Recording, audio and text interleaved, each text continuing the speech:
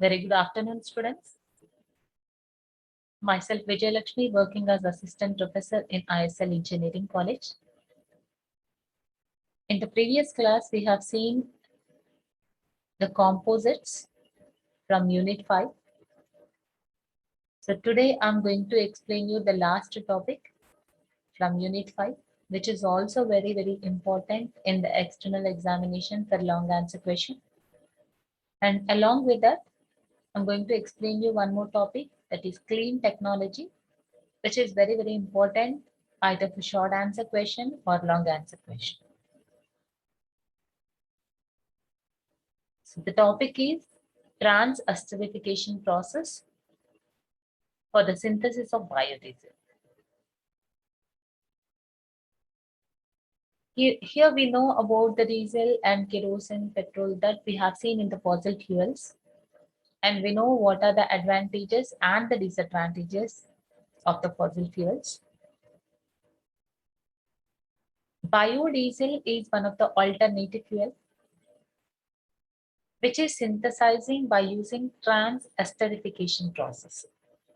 It is similar to the natural fuel, biodiesel. The synthesis process of biodiesel is called the trans-esterification process.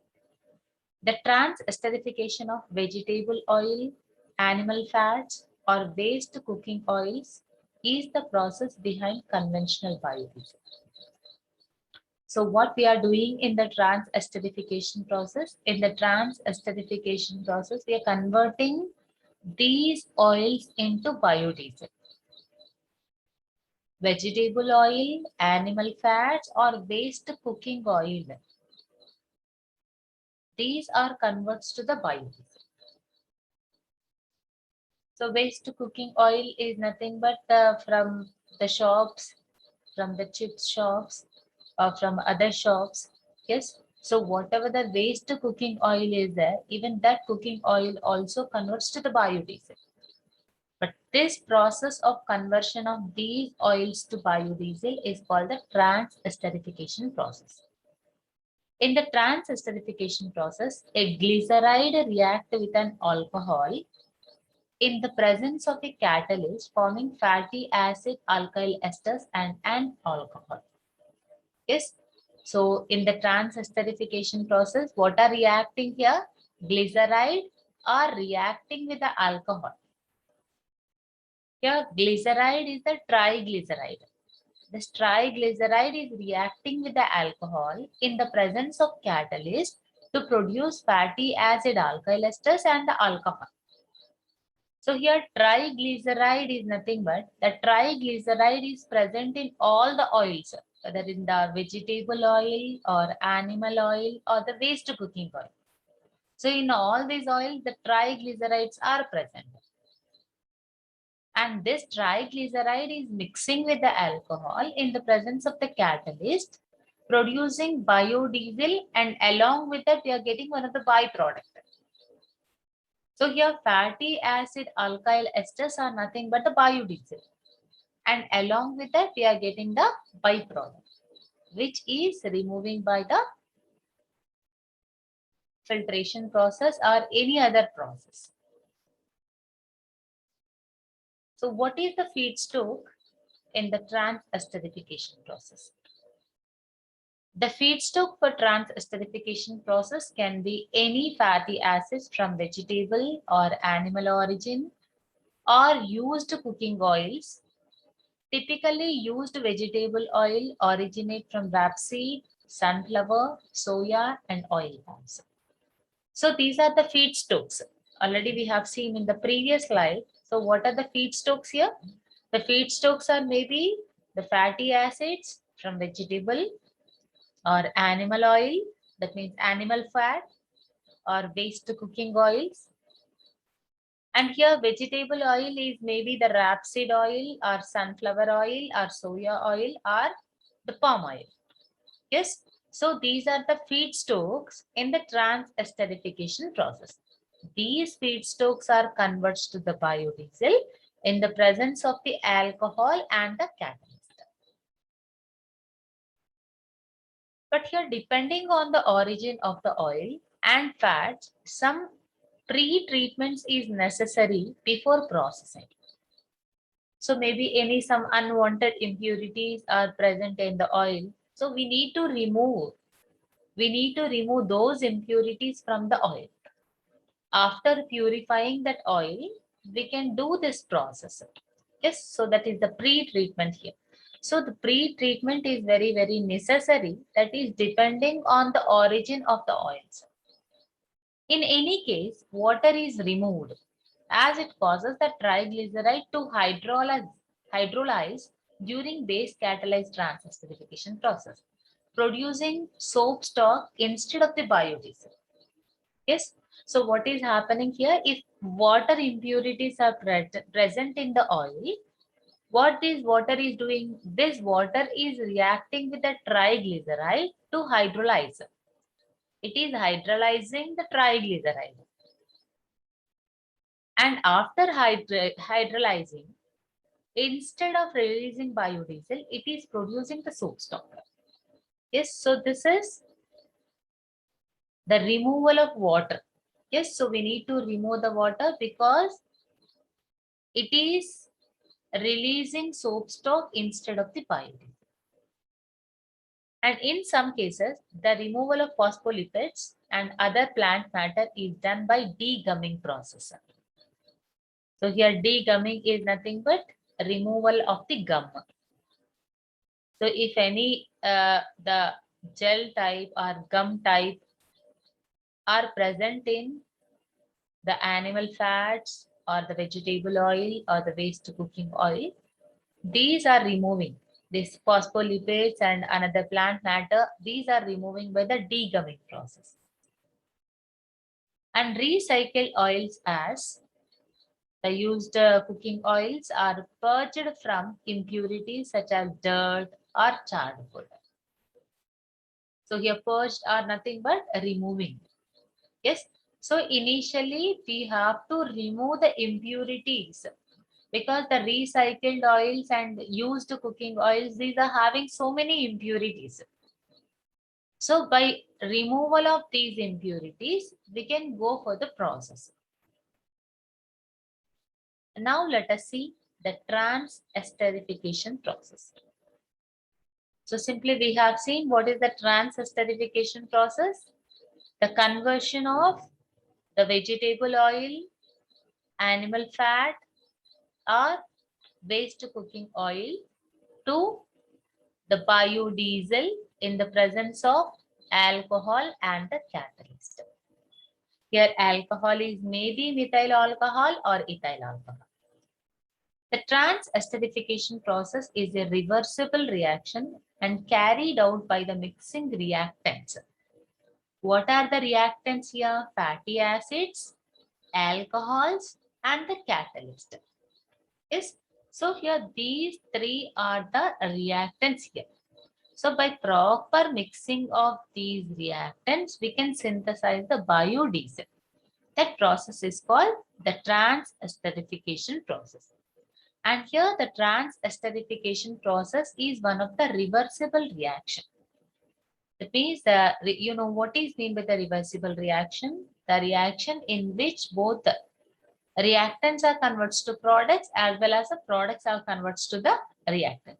That process is called the reversible reaction. A strong base or a strong acid can be used as a catalyst. So what is the catalyst here? Either strong acid or strong base is acting as the catalyst here. At the industrial scale, mostly sodium or potassium methanolate is used. So in the industrial purpose, what we are using here, either sodium methanolate or potassium methanolate is acting as a catalyst. And the end products of the trans-esterification process are raw biodiesel and raw glycerol. Yes, what are the products here? What are the products? One is raw biodiesel and another one is the glycerol. Raw glycerol. Here raw glycerol is one of the byproduct. The main product is raw biodiesel and the byproduct is the raw glycerol. In a further process, these raw products undergo cleaning step. Yes. So whatever the products we are getting, those products are not perfectly pure. So initially we need to remove the impurities. Yes. So after getting the raw products, we need to clean up that. In case of using methanol as alcohol, fatty acid methyl ester biodiesel is produced. Yes. So if alcohol is methanol, that means if you are using methyl alcohol, we are getting fatty acid methyl ester. If we are using ethanol, that means if you are using ethyl alcohol as the alcohol in the reactant, we are getting fatty acid ethyl ester. Yes. So here the product is depend on the alcohol what we are using here. And the purified glycerol can be used in the food and cosmetic industries as well as in the oleochemical industries. So here we are getting one of the byproduct. What is the byproduct here? The byproduct is the glycerol. And here whatever the glycerol we are getting, that we are using in the cosmetic industry, oleochemical industry, and also in the food processing industry. The glycerol can also be used as a substrate for anaerobic digestion. Yes. So these are the various applications of the byproduct glycerol. And this is the reaction part for the biodiesel. So this is the triglyceride. This is the triglyceride and this is methyl alcohol and this is the catalyst. So what is the catalyst here? Either the strong acid or the strong base is acting as a catalyst. So here the triglyceride is present in vegetable oil or animal fats or the base cooking oil. Yes, so it is mixing with the methanol. When it is mixing with the methanol, we are getting the glycerol and along with the glycerol, we are getting the biodiesel. Yes, so this is the biodiesel. This is biodiesel. So here we are getting the biodiesel. How we are getting the biodiesel? So these are not breaking here. And here we are getting R1C11O CH3. R1, R2C11O CH3. R3C11O CH3. So hydrogens from here will transfer here. And these are converts to, this is converts to glycerol. Hydrogen will come here. Just a minute. So here this CH3OH is there.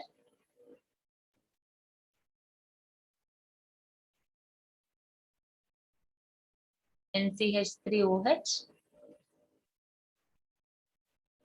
the bond between O and hydrogen will break. The bond between this will break. And here, this bond is breaking, this bond is breaking, and this bond is breaking. So see here, hydrogen will attack to the oxygen, and this hydrogen will be attacking to the oxygen, and this hydrogen will be attacking to the oxygen. So what we are getting? CH2OH, CHOH, CH2OH. That is the glycerol. And now the remaining OCH3, the OCH3 will be attacking at RC double bond O. So when OCH3 is attacking here, what will we get? R1C double bond O OCH3, R2C double bond O OCH3, R3C double bond O OCH3. So that is the biodiesel here. Yes, that is the biodiesel.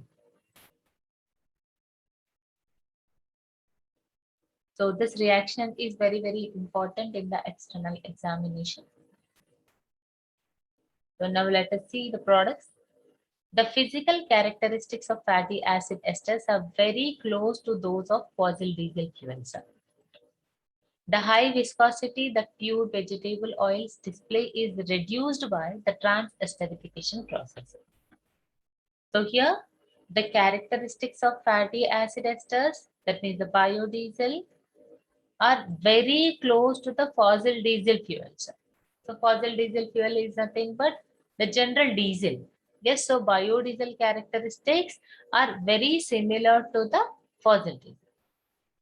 And the exact properties of the finished biodiesel depend on the raw material which we are using here. So here the properties of the biodiesel is depending on the raw material which we are using. Biodiesel is non-toxic and biodegradable. Yes, the main advantage of biodiesel is it is non-toxic and biodegradable. But whereas the fossil fuels, these fossil fuels are not biodegradable and these are somewhat toxic to the environment. But biodiesel is non-toxic and biodegradable. Some properties of biodiesels are different from those of the fossil fuels. And for correct low temperature behavior and for slowing down oxidation process, biodiesel requires a different set of additives than fossil diesel. Yes, so for maintaining the temperature and slowing down the oxidation process, we need to add the different additives. Yes, so whatever the additives we are using in the fossil fuels, those are not suitable. Those are not suitable in the biodiesel process. So some techniques, some methods are different in the synthesis of biodiesel or extraction of the biodiesel.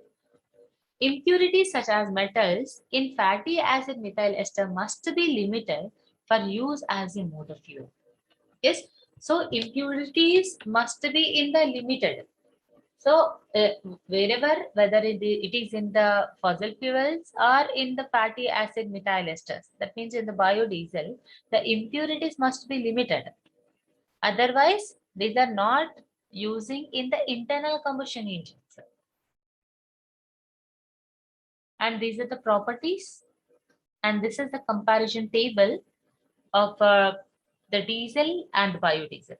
So FAME is the biodiesel here, fatty acid methyl ester. So this is the biodiesel and this is diesel. See here, density at 20 degrees centigrade is 0.88, but whereas for diesel 0.8. Lowering heat value is 37.1 for biodiesel, but whereas 43.1 for the diesel. Viscosity at 20 degrees centigrade is 7.5, but diesel is having 5. Yes, so look at the viscosity. The viscosity of the biodiesel is more than the diesel. So because of this reason, we can't use the pure biodiesel in the internal combustion engines. Cetane number of biodiesel is 56 and diesel is 50. Fuel equivalence is 0.91 for biodiesel, but whereas for diesel is 1.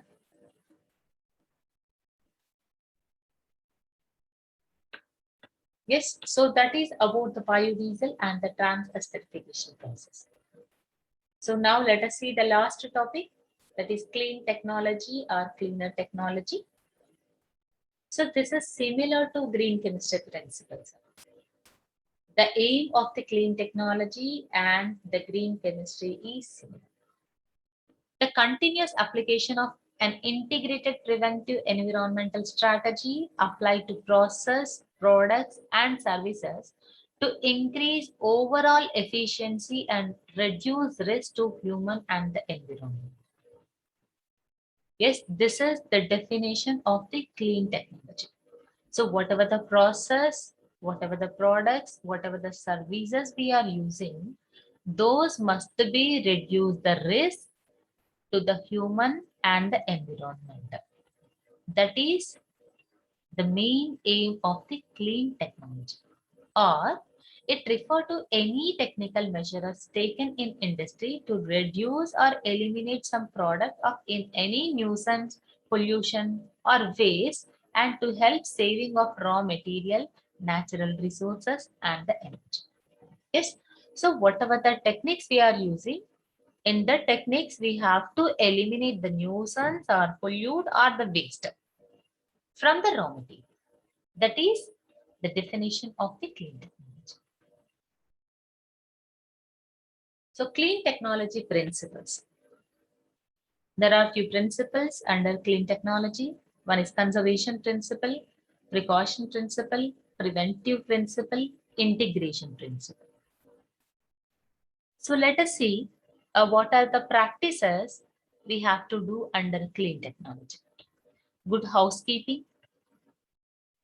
That means we have to maintain the surroundings clean, take appropriate managerial and operational actions to prevent leaks. That means maybe any pipe leakages, to enforce existent operational instructions. Yes. So good housekeeping. Good housekeeping is nothing but we have to manage or we have to keep our surroundings clean. So like that we have to manage. And next, input substitution. Substitute input materials by less toxic or by renewable materials or by adjunct materials which have a longer service lifetime in production.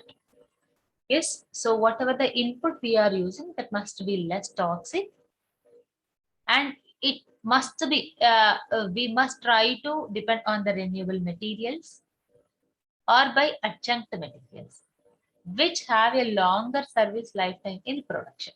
Yes, so whatever the input we are using, how that input should be, it must be increased or that it must be having the longer service. That means it must be increase the lifetime of the product. Better process control, operational procedures or equipment instructions and process record keeping in order to run the process more efficiently and at lower waste and emission generation rates. So we have to control the processes, like maybe in the operational process or in the equipment instructions. That means equipment modification. Yes. So we have to do in the better manner, better process control. Equipment modification. If by changing the equipment or if we are modifying the equipment, also we can get the more yield of the product. We can get higher efficiency of the product. Yes. So by modifying the equipment also, we can clean our environment. We can remove the unwanted noise and unwanted pollutants releasing in the environment. Technology change. Replacement of the technology, processing sequence, synthesis pathway. So whatever the pathway we are using, if we are changing the pathway, if we are minimizing, if we are able to minimize the unwanted impurities by minimizing or by changing the synthesis pathway, we can change our synthesis method. And technology, by changing the technology or by replacement of the technology, also we can minimize the waste and the emission generation during production process. And on-site recovery or reuse. Reuse of the wasted materials in the same process for another useful application within the company. Yes, even by recycling or even by reusing also we can minimize the waste. These are the general techniques already which you know. Production of a useful byproduct. So like in biodiesel, what we have done, what was the byproduct over there? The byproduct was the glycerol. So we have used the byproduct. Yes, we have used the byproduct in many various applications.